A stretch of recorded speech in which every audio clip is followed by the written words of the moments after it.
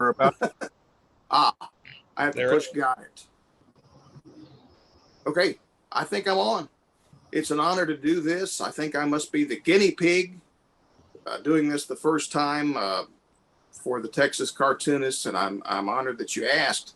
And I really think you just did the whole show. You told them all about me. So I see you later. Now I'll try to keep it brief because I know we're limited on time. But just a bit of background about Lum and Abner and these characters and why I do them. And I've got this rigged where I can pan this way and you don't have to look at me. But for those of you who don't know, Lum and Abner started many years ago in 1931 as a radio comedy show. It was on network radio for 40 years. But back before TV Guide, there was Radio Guide. So these guys were big celebrities in their day. And they even did a series of movies, if you can see that on your screen. They did 7 films throughout the years. And I got in touch, 10 years ago with an outfit called First Arkansas News.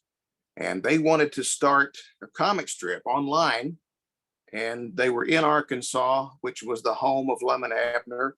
And Lum and Abner still celebrates every year a Lum and Abner Festival in Mena, Arkansas, which is where these guys were from.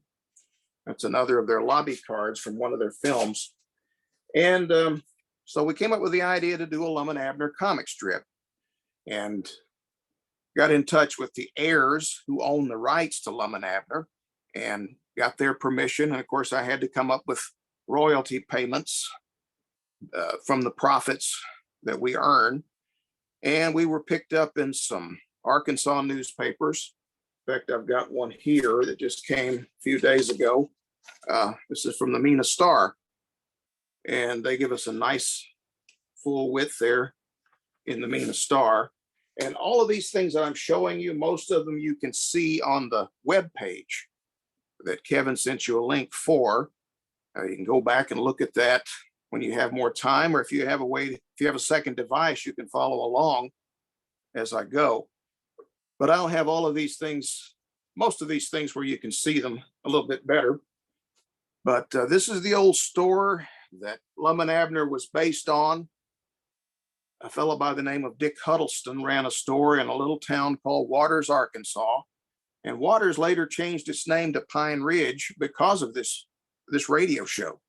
But anyway, jumping ahead in time to 2011, I got involved in doing the comic strip. And this is just a batch of the characters.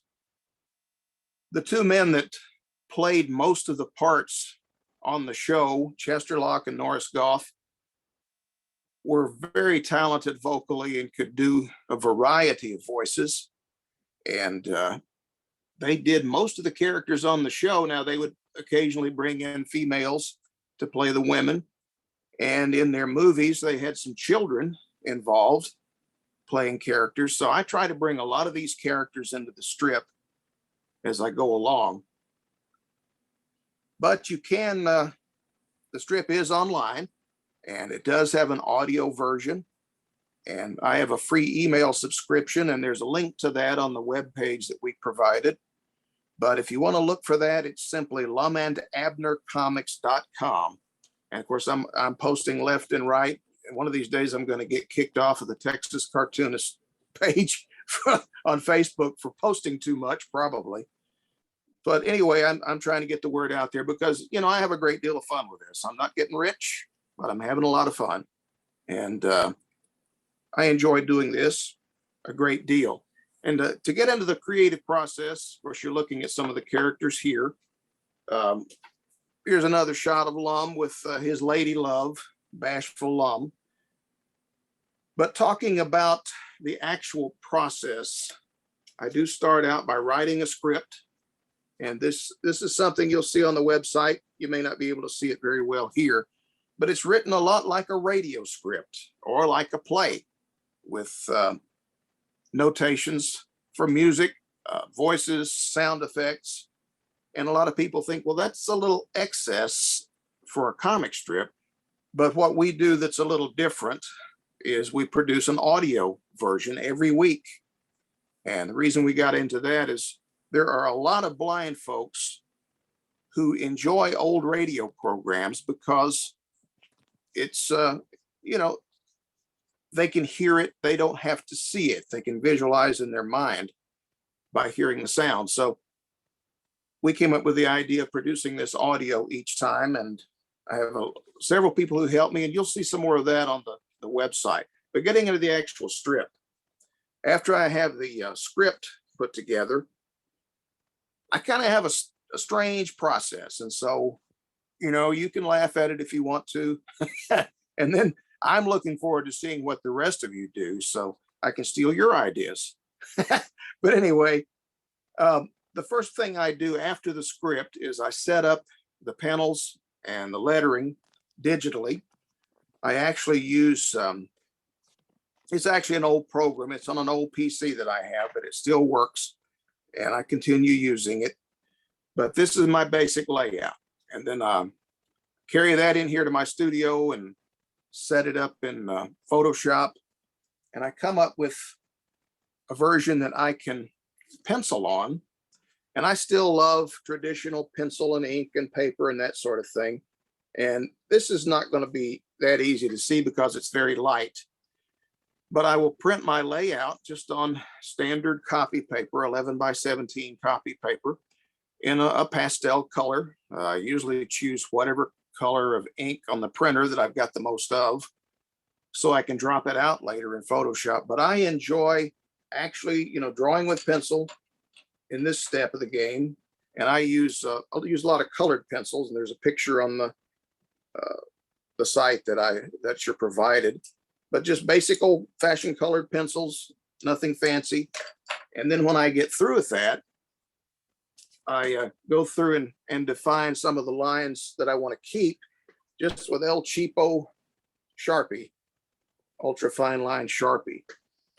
And the reason I do that is I turn around and scan it, and then I drop out whatever my pastel color is.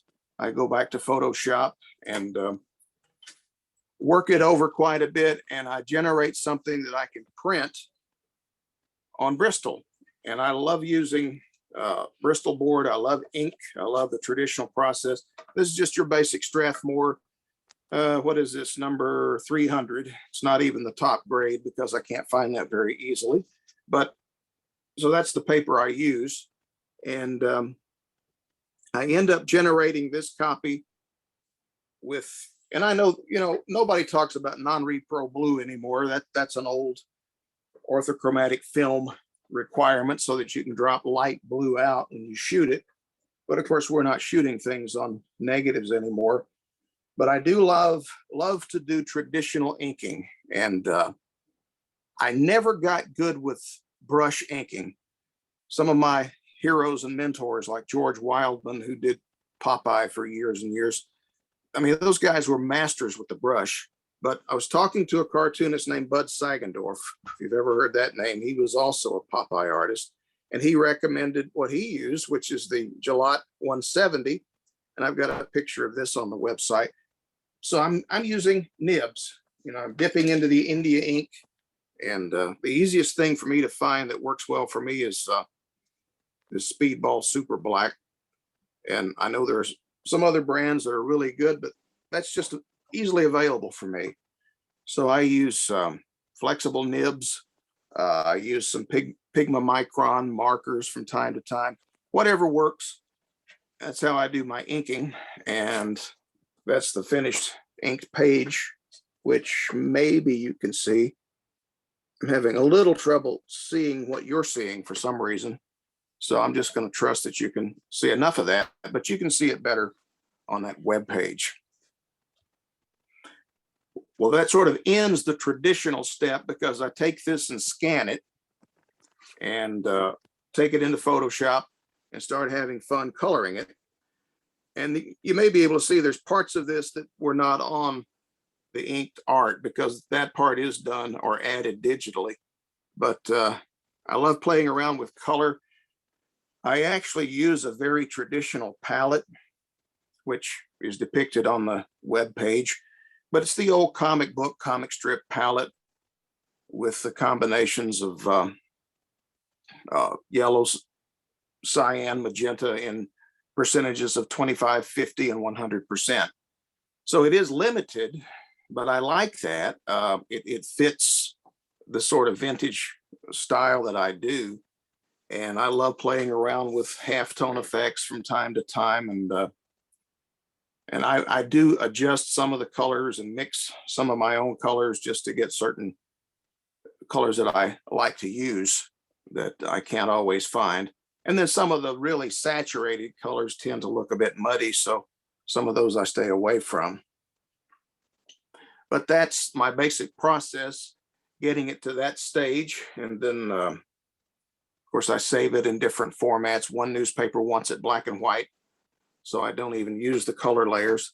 Domina Star likes it CMYK color, so I send that. There's a publication called, in fact, this just came today, called Today's Grocer, which is out of Florida, that carries the strip. I don't know if I can show you this, but it's a big slick tabloid, and their printing quality is just superb. And they need a specific size and format, so I try to send them what they need. I think if they're paying for it, I ought to do what they want.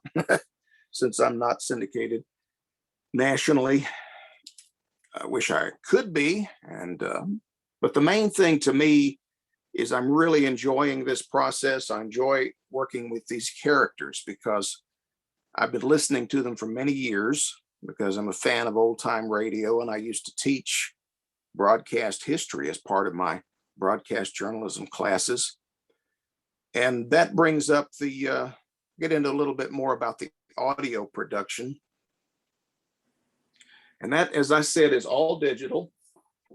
We do digital recording, and you'll see some of the equipment we use.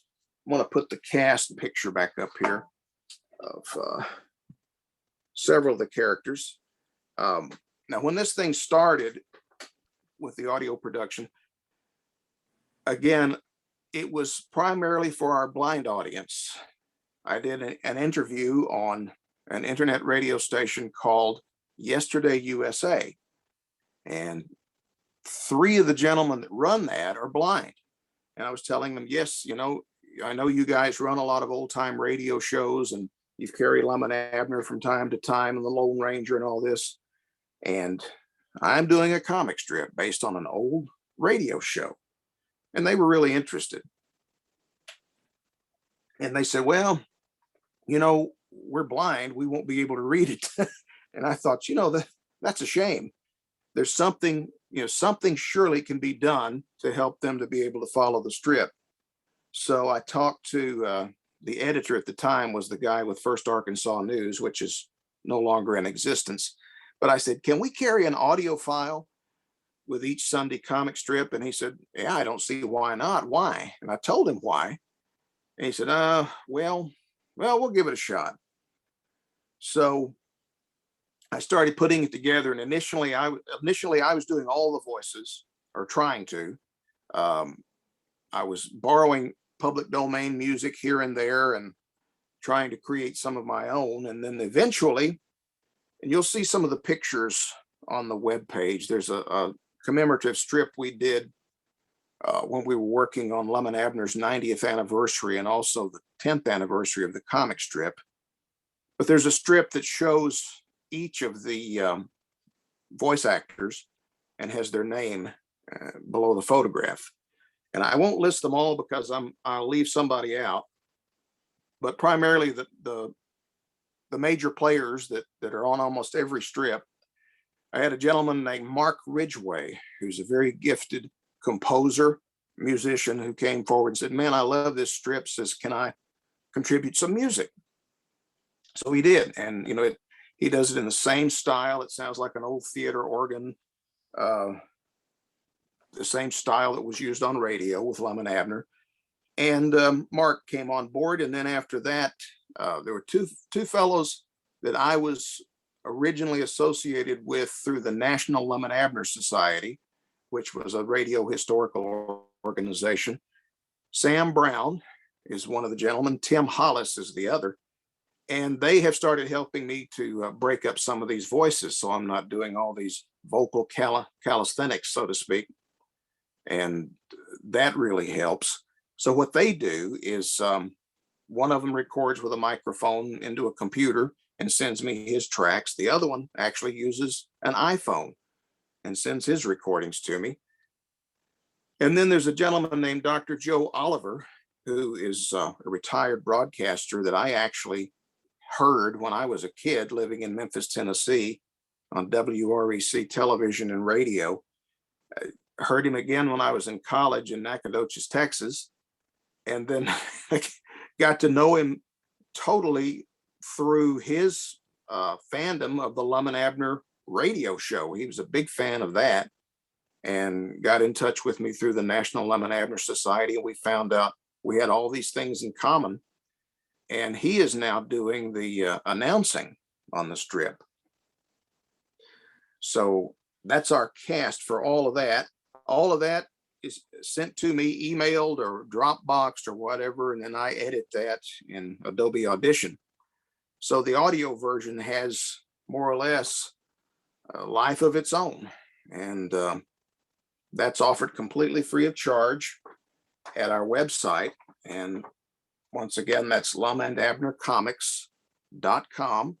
And there's a link on the page that I provided. But in a nutshell, one thing I did not discuss was where the ideas come from. I apologize for that. Well, the ideas come from knowing all about these characters and knowing the character traits. And I'll throw another image up there for you.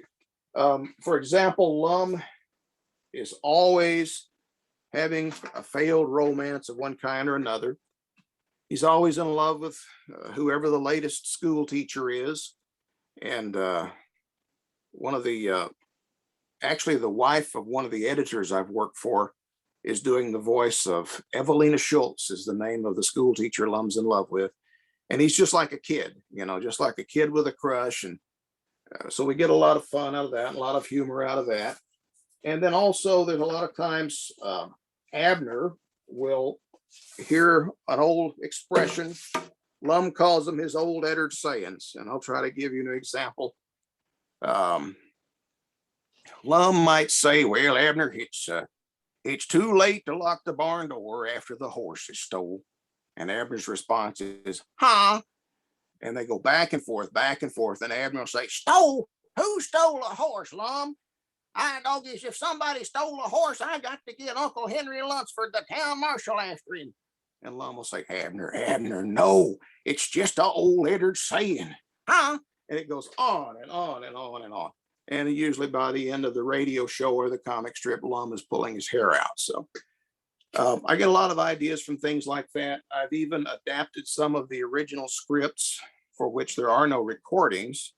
There are a lot of the shows that exist and a lot of shows that don't exist. So basically, I've had just a lot of fun the last 10 years fleshing out these characters and bringing back some old memories for people who recall them. And one thing that's really pleased me, I've had a lot of readers who are younger than I am. I'm 63. I've got some in their 20s and some guys in their 30s and 40s that are discovering these characters for the first time and having some fun with them. It's just a kind of a down home, fun type batch of characters.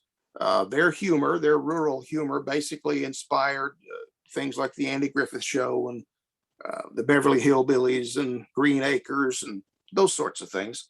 So that's where we are. That's Lum and Abner, and that's a little bit about my creative process, how I put it together, and where I get some of my ideas. So hopefully I've kept that within the time frame, and certainly if you have any questions, I'll be glad to try to answer them.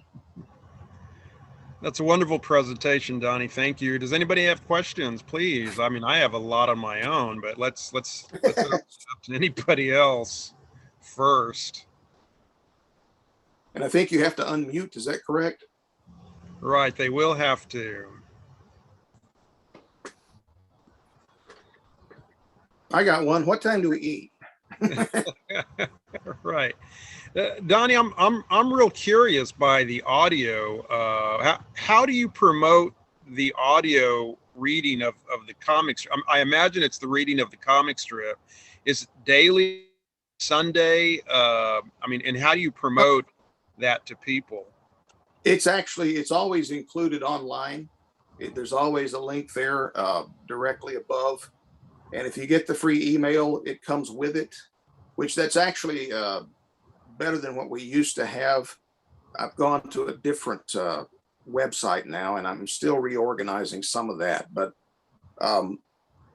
you mentioned daily. Really, what's coming out daily, if you see my posts, those are what I call reruns.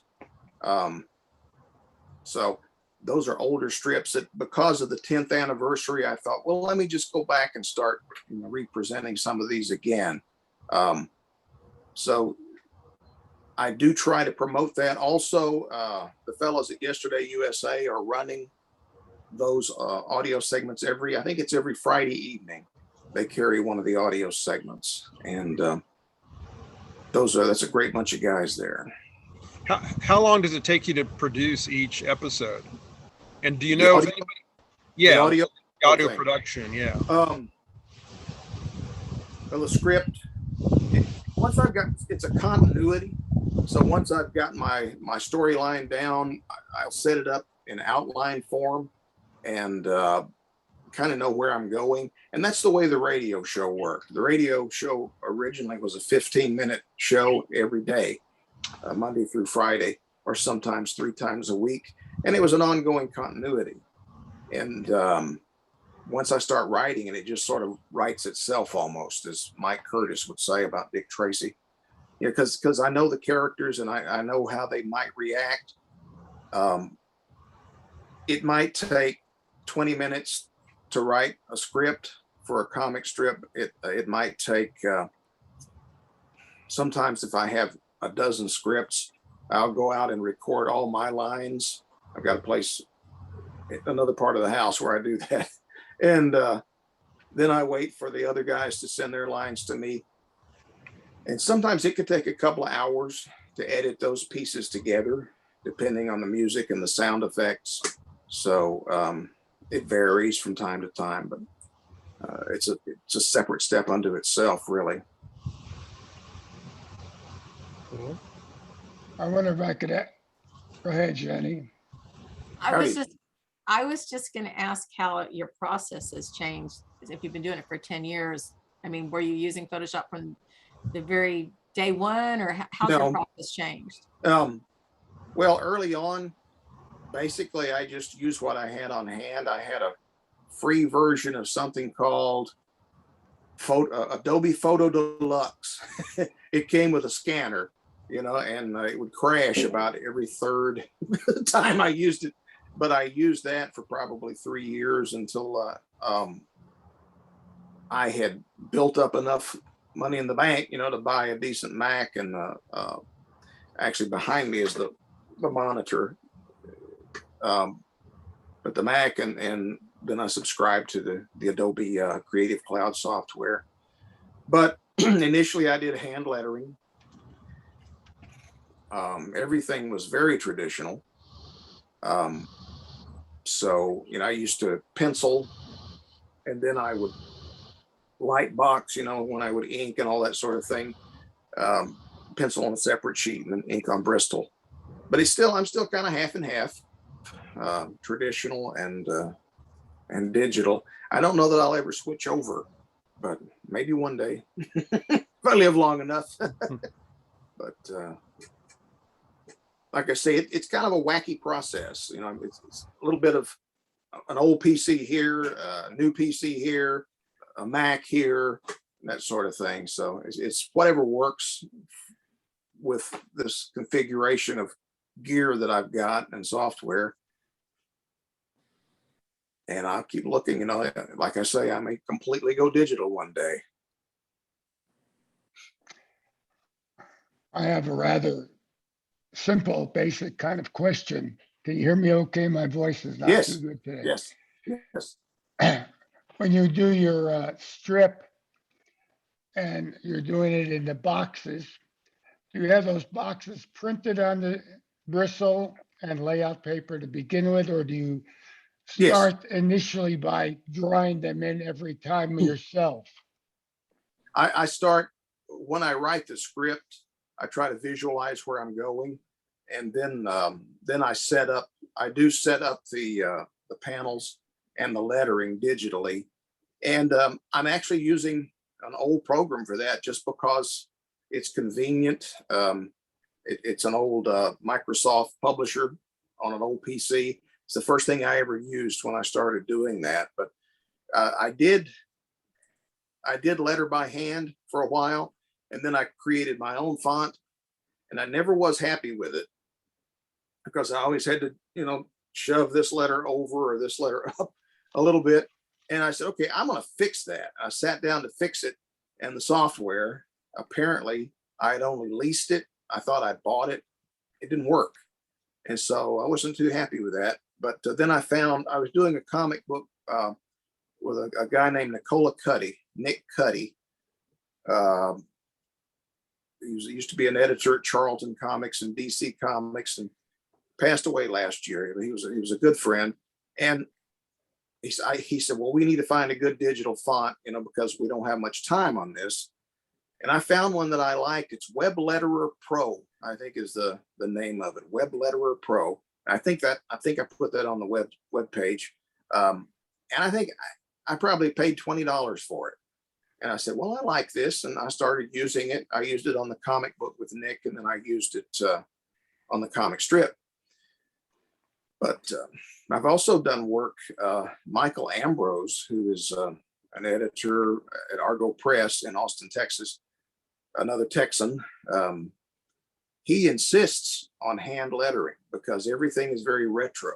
And so, that was, old fashioned traditional hand lettering took a lot of time.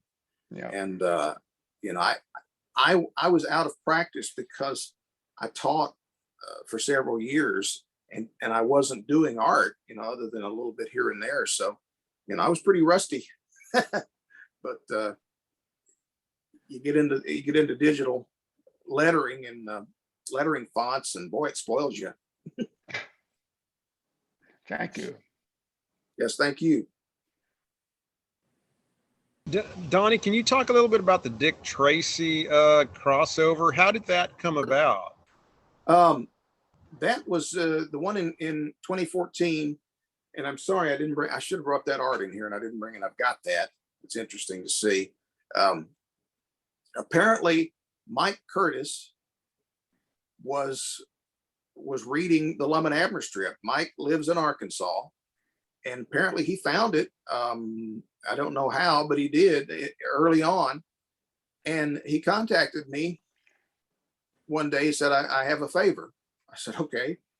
And he has a friend who goes by the nickname Coffee, Coffee, just like the beverage. He said, would you consider putting my friend in Lum and Abner in a cameo? He said he'd get a big kick out of it. I said, huh? Okay, whatever, and so he said, oh, I've got another favor. I said, okay. He says, can I put Lum and Abner in the Dick Tracy strip, in a cameo on a Sunday? Pause. Hello? What? So I'm like, you're serious? I said, yeah.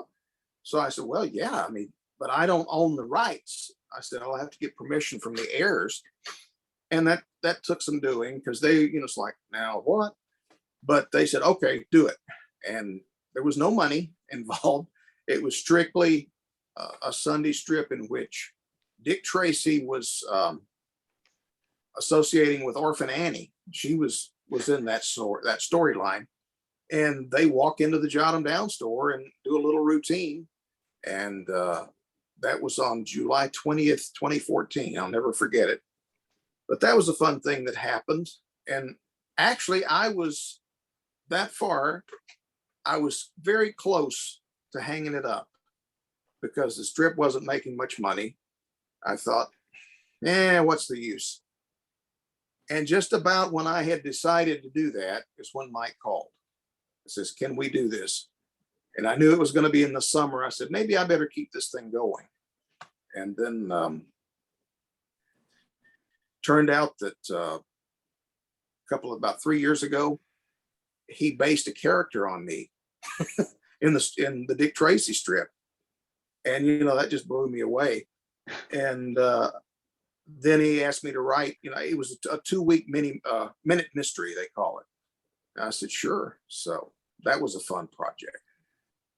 But nice guy. And of course, Joe Staten does the art. And man, I've been reading his stuff for years. So that was fun.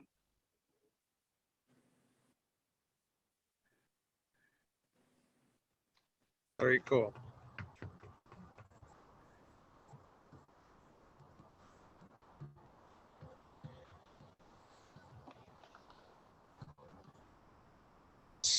Questions?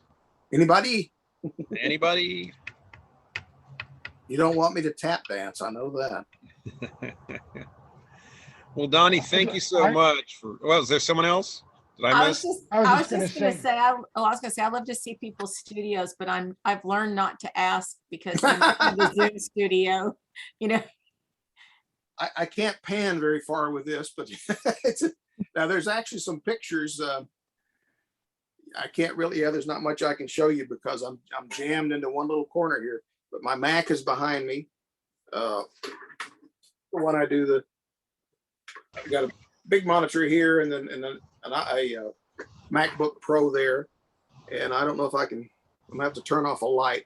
I've got my notes over here, my cheat sheets, my traditional drawing table that I've had for 100 years. I don't know if you can see it. Some of the tools are over here, which it's blocked by my lamp.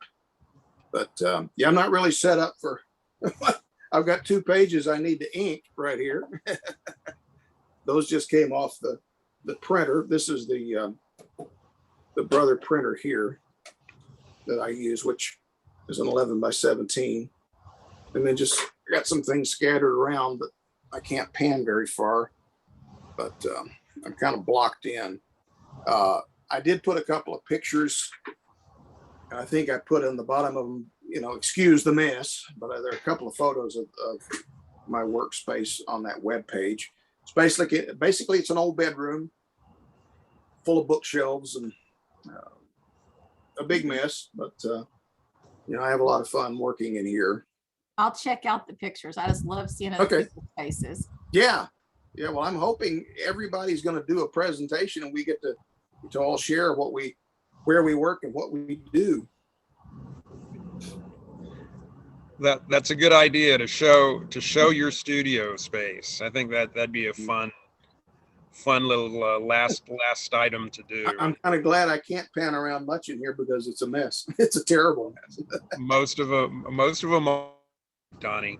There's been everything. I've done sculpture in here, paintings, audio, whatever. Shall I hit? Well, I just want to say I've appreciated your input very much. You have led a fascinating life. Well, thank you. It's been fun, that's for sure. Yeah, it's been, I've enjoyed, I've gotten to work with some of my heroes in the last 10 or 15 years, and a couple of them aren't with us anymore, which is sad. I think I inked the last story that George Wildman had in print. I wrote the script, hand lettered, inked it, and did the coloring. So that was kind of a bittersweet thing. But I see some text is showing up. Someone speaking or typing some messages. I don't know how you're doing that. Click the little chat button and it'll pop up and you can see what people I don't know where that, I'm not even going to try it. I'll throw myself offline here. Well, very cool, Donnie. Again, we appreciate your time. We appreciate you telling us a little about what you do. It's very fascinating, and we always love hearing from our members. And I think this is a good way to have our members share what we do with each other. And thank you for being the inaugural presentation here. I think it worked out very well, and we all appreciate it. And hopefully, we'll have other members tune in and watch the recording of this, so we can learn more about you and what you do. That was awesome. I hope so. I hope so. And it's been an honor, and I appreciate being asked. Cool. Kevin, how much time do we have left on our? Not much. Not much. I think we do have time to thank Kevin also for coordinating these Zoom meetings. I know everything takes time, and we appreciate, Kevin, you organizing these and sending out emails. We'll try to schedule another one for next month and have another member do the same thing. Overall, we're hoping to get the chapter back on track in 2022, and that means more, hopefully, in-person meetings. We might start collecting dues for chapter members. Of course, if you are an NCS member, you are an automatic member and you do not have to pay the chapter dues. So as always, we encourage everyone to apply for membership. I know some of you have, and I encourage you to, if there's been a delay in that, I encourage you to try again. I know they are rewriting the membership rules, so hopefully they will loosen them up a little bit and get more members accepted pretty soon. All right, well, I think that should be about it. I appreciate everybody showing up. Thanks again to Donnie. Thanks, Donnie, very much for your time. It's a wonderful presentation, and hopefully we'll see everybody next month, and we'll try to get the word out to as many members as possible next month to do this all over again, to have another great presentation like this one. I appreciate everybody tuning in. Thank you. Hector. Thanks. All right.